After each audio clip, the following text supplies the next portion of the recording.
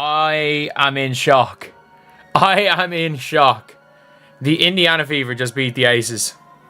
The first win for the Indiana Fever against the Las Vegas Aces since I was 22 years old. Aces MVP to refs, Fever is MVP, and Alyssa Smith, you're not wrong. You're not wrong. The Las Vegas Aces, once touted as an unstoppable dynasty, just suffered a humiliating collapse for the entire basketball world to witness. A 27-point blowout? Check. Aya Wilson getting favorable calls from the refs and still falling short? Check. Chelsea Gray offering next to nothing on the court, despite the constant claims she's superior to Caitlin Clark? Huge check. While Wilson was out here pulling down players from above their heads with no consequences, a team in Indianapolis was preparing to give her a masterclass in how real basketball is played. Angel Wilson. My God, you see how many free throws that lady have? Oh my God, on the stat sheet she had basically 30 points, but all the free throws this woman got, man, they tried their best to keep the Aces in the game, man, but it didn't matter. It didn't matter, man.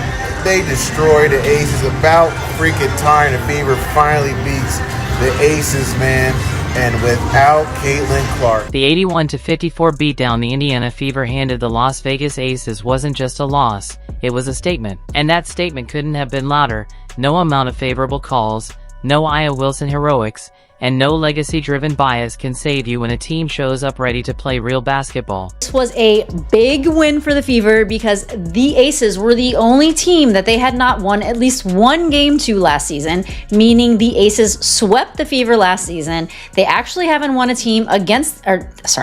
actually haven't won a game against the Aces in 16 games. And they did it without Caitlin Clark.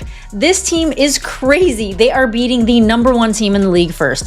And then they go and beat the Aces, who they haven't won to in 16 games. And they did it without Caitlin Clark, which is just a testament to how this team is finally developing a rhythm. Let's talk about that third quarter, because that's when things really got spicy. Lexie Hull, who's been grinding all season, puts on a clinic in fundamentals. She boxes out Aya Wilson with textbook precision, clean stance, perfect timing, solid position. She grabs the rebound exactly how it's taught in Basketball 101. Then, out of nowhere, here comes Aya Wilson reaching over the top, yanking it away in what should have been a textbook over-the-back foul. But the whistle? Nowhere to be found. Decent amount of times, A'ja Wilson, she got a favorable whistle in the second half, but it is what it is. Superstars get the whistle. Unless your name is, 29 points for A'ja Wilson, 3 boards, 3 personal fouls, 3 turnovers, 9 for 18 from the field goal, from the field, 11 for 13 from the free throw line. Look at the rest of her team. 2 points, 2 points, 2 points, 6 points, 0 points, 4 points, 2 points, 3 points. Dana Evans, 1 for 10, Dana Evans. Oh my God. Any basketball fan who's watched the game for more than 5 minutes knows exactly what that call should have been. Over the back, Indiana ball. End of story. But what did the refs decide? A jump ball. A jump ball, as if Aya Wilson and Lexie Hull were somehow in equal position, when in reality, Hull had the clean rebound and got fouled from behind. Clear as day. Yet somehow, the whistle told a different story. I don't know about frustrations boiling over as more to just like making a point. Well, Caitlin says she got me though, so. One more than that. She just got a bonus. And by bonus, she was meaning the Commissioner's Cup bonus, which was $49,000 or $43,000 per player, because the prize pool was $500,000. And apparently, Steph White just was pissed about the officiating. I don't know if it was A'ja Wilson's whistle or what. But even the broadcasters were stunned. You could hear the confusion in their voices as they scrambled to process what they'd just seen. The contact wasn't subtle, it wasn't borderline. It was clear, blatant, and nowhere near a 50-50 call. And yet, somehow, the Zebras turned an obvious foul into a so-called neutral outcome, a jump ball that conveniently rewarded the player who committed the violation. Like I said, the referees were starting to get on the side of the Aces. They were trying to wheel the Aces back in. And Lexie stepped in and sort of killed it. Kelsey Mitchell never took her foot off the gas tonight, by the way. This is the best thing I've seen from Stephanie White all season long. Right here, She was aggravated by the refs already. And in the fourth quarter, 5:35 left, Stephanie White lost her shit on the sideline. She lost her shit. And let me just play this right here. Roll it. Lost that lead late. And she's gonna. You see her. You see her just losing it up here, losing it.